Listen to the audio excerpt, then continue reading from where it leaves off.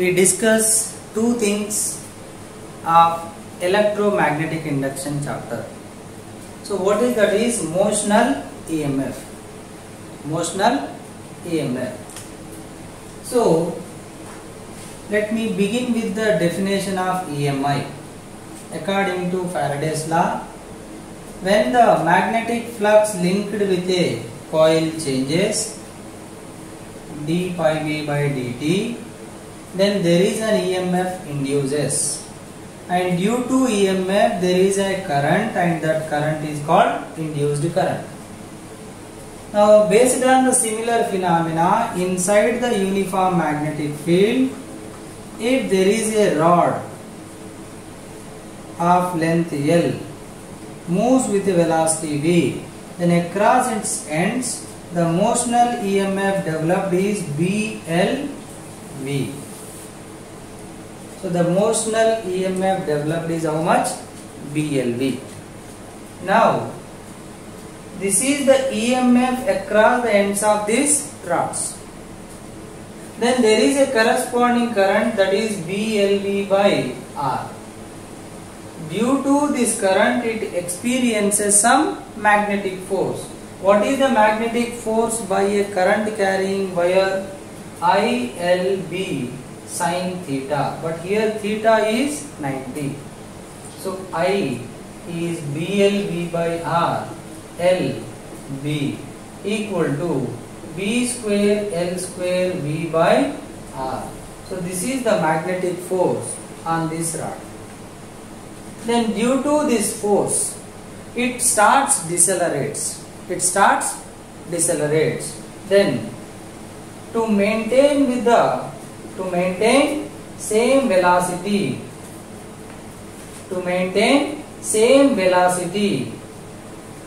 the power required is force into velocity. So power equal to B square L square V by R times V, so V square. So this is the power required to maintain the same velocity. Suppose if you don't apply this external force, external power, if you don't supply, then what happens? I said it keep on decelerates. Like the rod moves, started with velocity V, then there is a force develops. How much it is? B square L square V by R. So V keep on changes. So now force is depending on what? Velocity. Then force equal to MA, that is dV by dt, equal to B square L square V by R. You can make one equation. But these kind of integration based questions, they can ask you at advanced level only. But these things are very important for you. Now this is the EMF, current, force and power based on motional EMF. But apart from this, when you consider the questions based on same motional EMF, what are the other important models are? For any shape of wire, like consider here, now this is a wire, it is moving with a velocity v. Then you have to consider the effective length which is perpendicular to the velocity. So here if it is semicircle, then this is the radius, this is total is diameter. Then what is the EMF will become? B, L, L is to R into B. Now you take any random shape also, this one. So what is the length, effective length? L. Then what is the EMF will become? BLB. So that's why for any curved shape you have to consider the effective length. Then you will get the EMF induces. Now consider one more question, like there is a uniform magnetic field and here one square frame of side length L entering and then leaving. When it enters, only across this there is a EMF BLV. there is no EMF for this and this because the velocity is parallel to length, and there is no EMF for this one because it is outside. And when it is inside completely, then there is no change in flux. As it is entering, the area encloses increases, so flux increases, so that there is an induced EMF. But when it is completely inside, the flux remains same, so the EMF 0. And when it is going out, then the area enclosed keep on decreases, so flux changes. So there is a EMF, but that is also only across this. Again, what is the EMF? BLV. But here the area increasing, so the flux is positive, so that EMF is minus d pi by dt. So d pi by dt positive means epsilon negative. Here d pi by dt is negative because area decreasing. Then epsilon will become what? Positive. So first it was negative, then 0, then it is positive. So this kind of questions also they can ask based on the motional EMF. And apart from this, sometimes they will ask you about the rotation. Consider a rod of length L fixed at one end and rotating with an angular velocity omega. Then you will take one small portion of length dx at a distance x whose velocity v, then v will become x omega, r omega, rotational motion. Then this velocity v and length dx, then the small EMF is b l v. So b omega x dx. Then the net EMF across the ends will become, you have to go for integration from here to here, 0 to L. So epsilon, let's take a b. So epsilon across AB will become b omega integration x dx from 0 to L. So that it will become b omega L square by 2. You can remember like a formula. Same case they can also give like this. Now it is rotating about central point. Then what is the EMF across center and any end? Then the limit will become 0 to L by 2. Then the limit will become 0 to L by 2. So it will become what? By 8. So b omega L square by 8.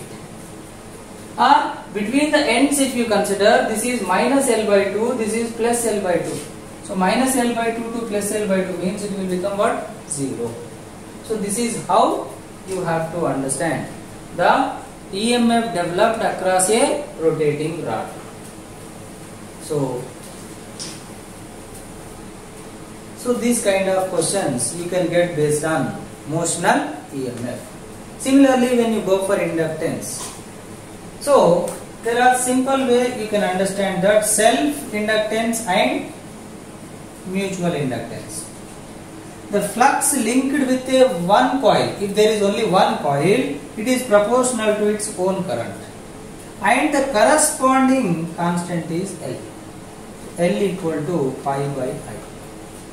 Like you take a solenoid.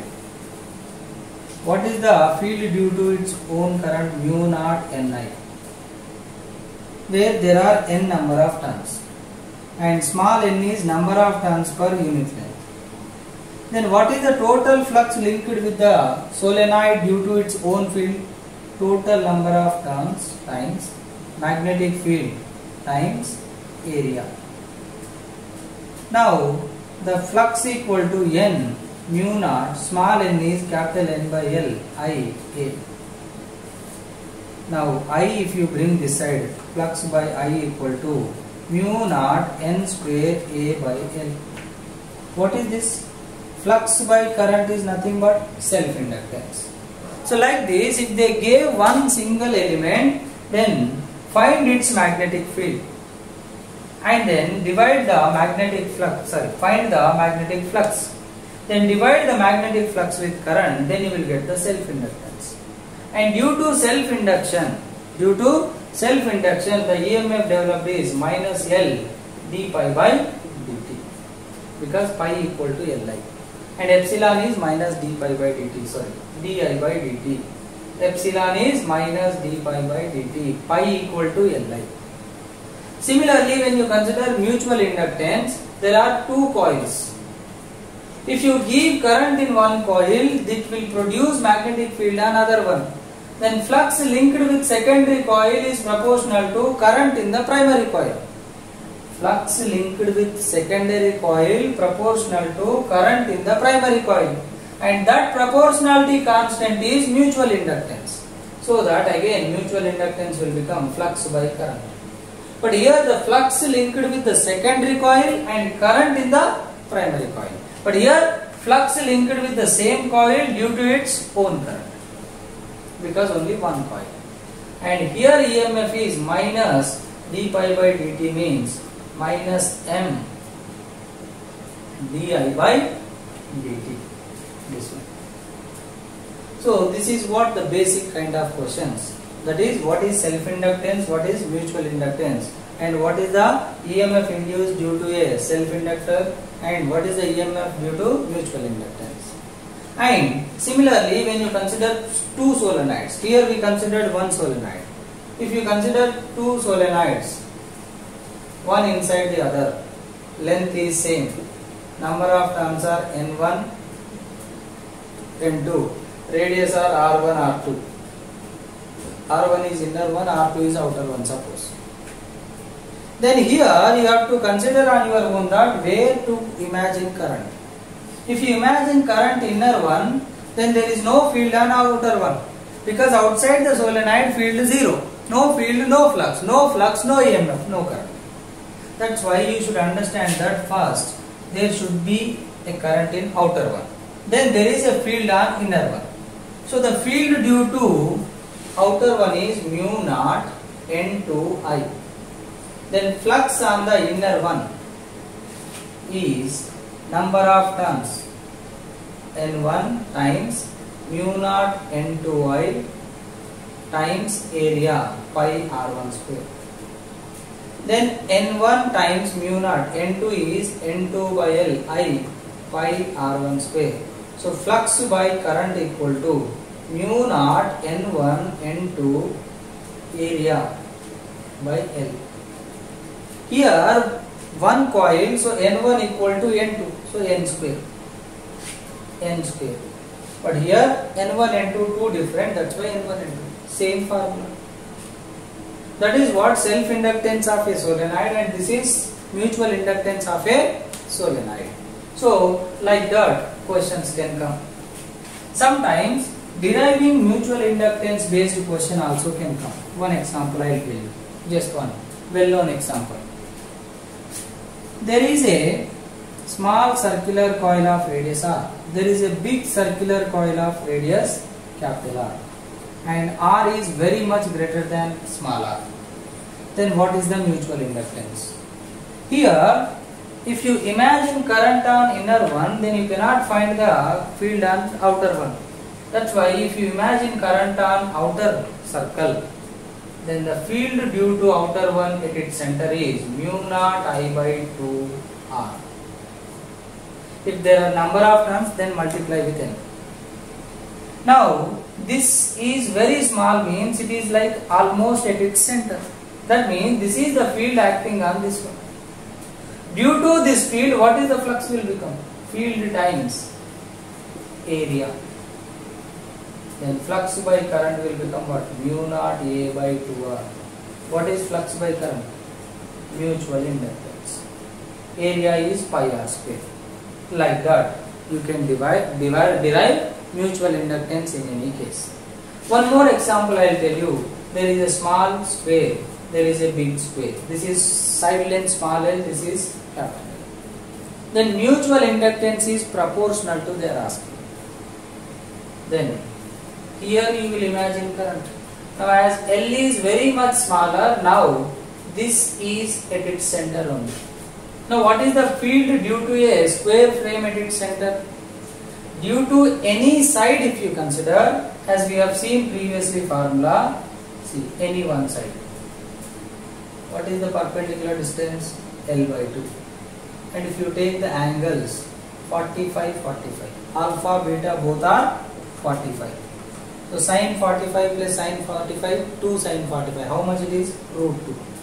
So here the magnetic field will become mu naught I by 4 pi r. Length is L by 2. So this is root 2 by 2. Sorry. 2 by root 2. 2 times sin 45.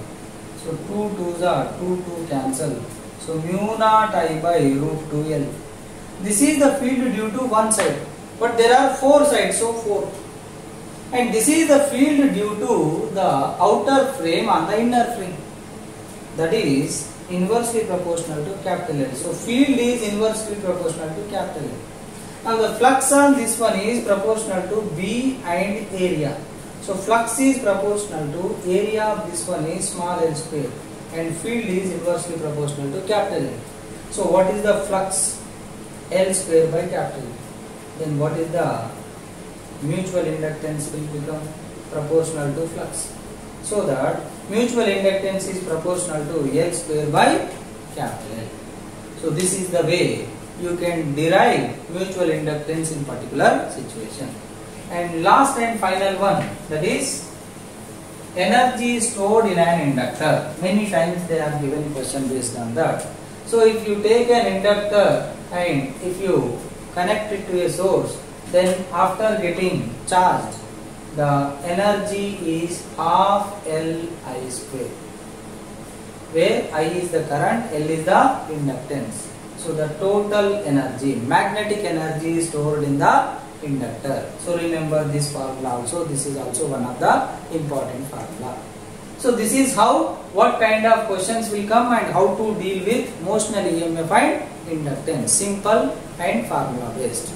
So hope you all understood. Thank you.